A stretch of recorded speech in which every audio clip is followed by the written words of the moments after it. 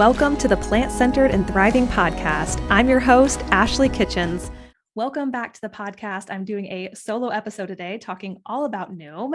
And what sparked all this is I had posted a reel on Instagram on August 19th, 2021 about things that saddened me as a dietitian. And I'll put the link in the show notes if you want to check it out. But basically, it included a bunch of images of diet-related companies and phrases, and it included a photo of Noom. And so this raised a lot of questions. So I thought I would take the time to explain more here. But before I even get into the details, I do want to say that this is my personal opinion. It's based on the research I've done around Noom and just with talking to a few people, and I'll share more about my experience here, but almost signing up for Noom myself for the purpose of this podcast only. We'll talk more about that here in a little bit. But what we're going to answer is Noom just another diet or is it not? And I'm sure you've seen their ads that say, quote, stop dieting now, or quote, get lifelong results. So we're going to kind of cut through that confusion. And speaking of confusion, it's tempting for consumers. Marketing is really, really savvy. And by no means are you a bad person if you've tried Noom, if you're thinking about trying Noom, or if you're currently using Noom. So I definitely want to put that out there as well. To give you a little backstory on Noom, Noom was founded by two men, one of which he is a tech entrepreneur, and then the other one is a Google engineer. And this was back in 2008. And fast forward to today, from what I understand, Noom is worth like several $billions, and it's had 50 plus million users downloads. This is just from information that I've gathered off the internet. And their downloads / users have especially increased, as you can imagine, in the past couple of years. And a subscription to Noom, it sounds like right now is around $59 a month. I think they do like a free week subscription, but it is $59 a month to have the app and be on Noom.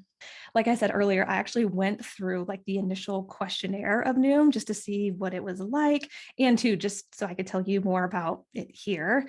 And in the beginning, they ask you a bunch of questions. The first of which is you basically have the option to lose weight for good, or do you want to get fit for good? So you have those two options to choose from. And then you put in some generic information like your height, your current weight, your goal weight, if you're pregnant, your age, all those types of things. And then as you're going along and kind of filling out this questionnaire online, it gives you a statistic saying that 78% of Noom users have sustained weight loss over 9 months in a 2016 study. And I'm going to touch on more of this here in a little bit. So I obviously filled in all of my information. And then it talks about as a woman in your 30s. So it's talking to me directly because I told them my age. It says the specific combination of foods you eat can have a huge impact on your ability to burn fat. I was like, okay, interesting, really. So then it asks which of the following best describes your typical lunch. And let me tell you, it gives you two options. You do have the option, a third option to click other, but it's telling me, okay, it's asking me, Ashley, what does your typical lunch look like? And it gave me the option to choose sandwiches and wraps or soups and salads, or I could check other, which I found really challenging because right off the bat, I'm like, wow, they're really putting me into a box. It's like, I can't have a soup in a sandwich or a salad and a wrap. It's like, are you eating sandwiches and wraps, or are you eating soups and salads, or are you eating something else? And I didn't click other. I just chose sandwiches and wraps and kind of moved on with the questionnaire. So then it gives you a fun little statistic after this, and it says people who use Noom and adopt a healthy lifestyle can expect to lose 1 to 2 pounds per week. It's like, okay, interesting. And then it goes on to say, with all that, we've helped over 700,000 women in their 30s. So again, it's talking to me. It's using language that speaks to me, successfully lose weight. It's like, okay, all right. So then you go on and do like this short health questionnaire asking you about chronic diseases, diabetes, and then ask you to enter your email address and see how much weight, I'll put this in quotes, Ashley, see how much weight you can lose by your vacation for good with Noom. And I didn't touch on this earlier, but it had asked me if I had a vacation coming up. So I just put a date that was a few months away. And so it told me that, this is what we're going to do, which I found very interesting. So right off the bat, here's the thing, just in that very, very brief interaction, like it wasn't even that many questions. It took me not even 5 minutes. Just in that brief interaction, and obviously I did a lot of research as well, the entire purpose of Noom is intentional weight loss. I mean, that was a lot of what their questionnaire surrounded. And we know that intentional weight loss equals diet. That is what dieting is. It is for the purpose of intentional weight loss. People go on diets, go on fad diets to lose weight.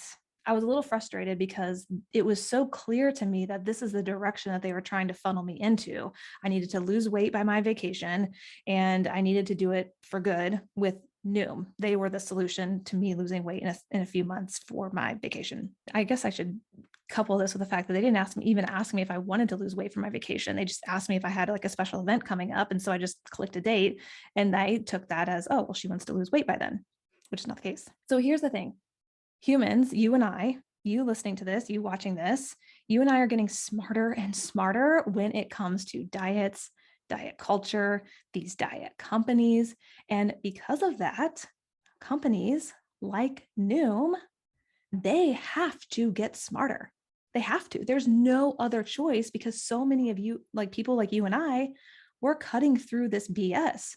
We're seeing it, or seeing them, seeing these companies for what they truly are, which is just another diet.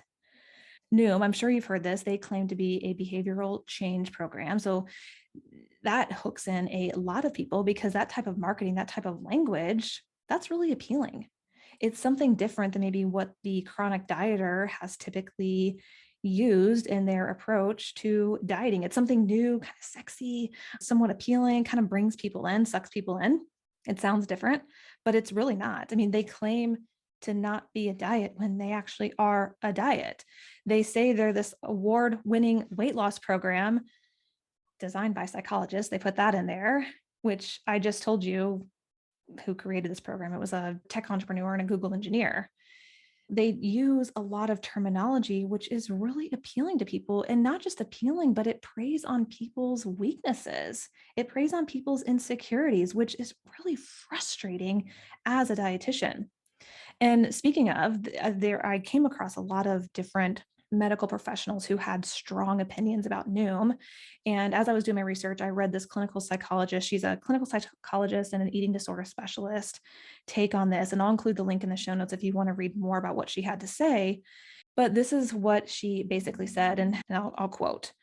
Noom differentiates itself in the crowded weight loss space by its resilience on psychological principles of behavior change and a signature coaching program.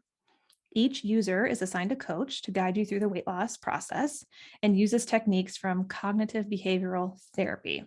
But guess what? This is what she goes on to say. Psychologists also don't know how to help people lose and maintain significant amounts of weight long term.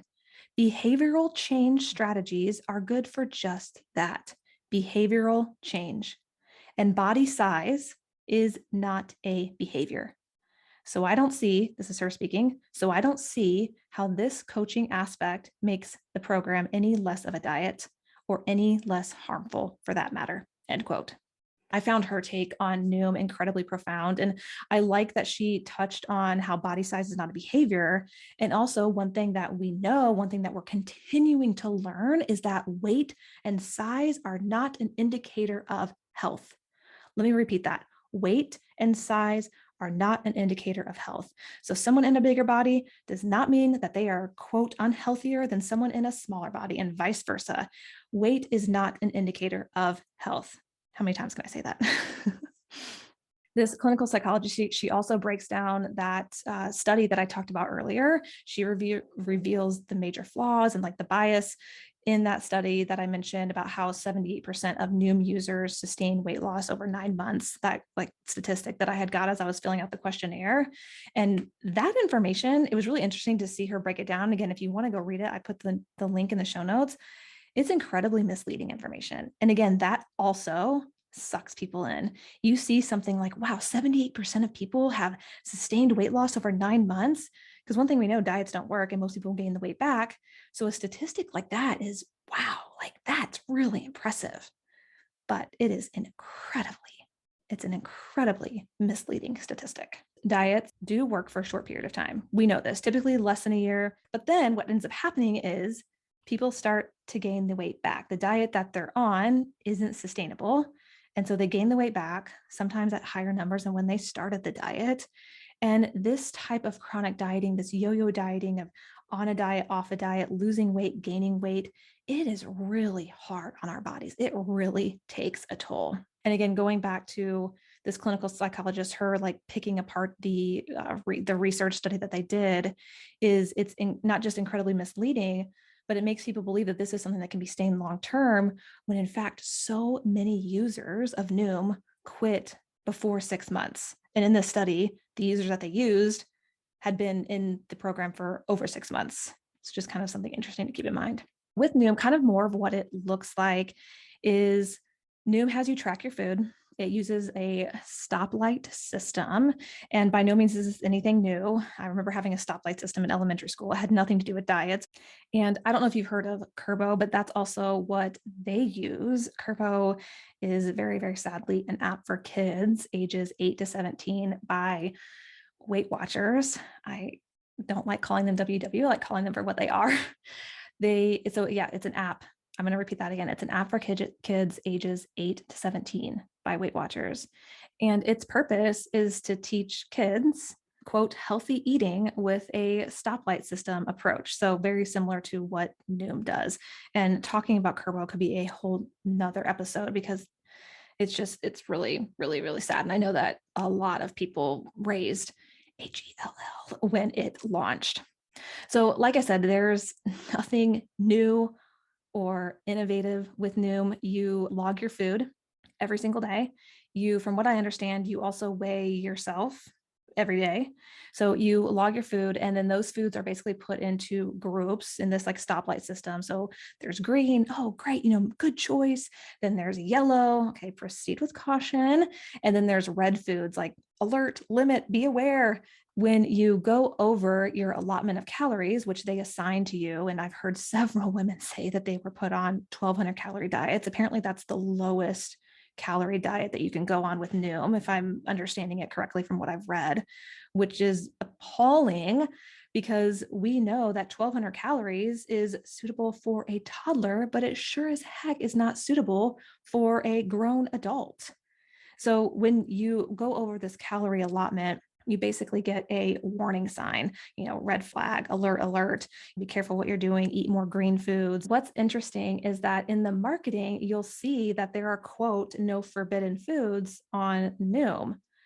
But this type of system, it without a doubt creates a hierarchy where some foods are encouraged, like green foods, and some foods are discouraged or limited, like red foods.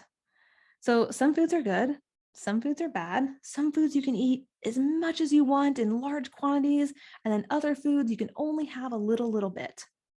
So it'll tell you, again, kind of as you get closer to your calorie allotment, that it'll tell you to rethink your choices, or maybe this isn't a good choice.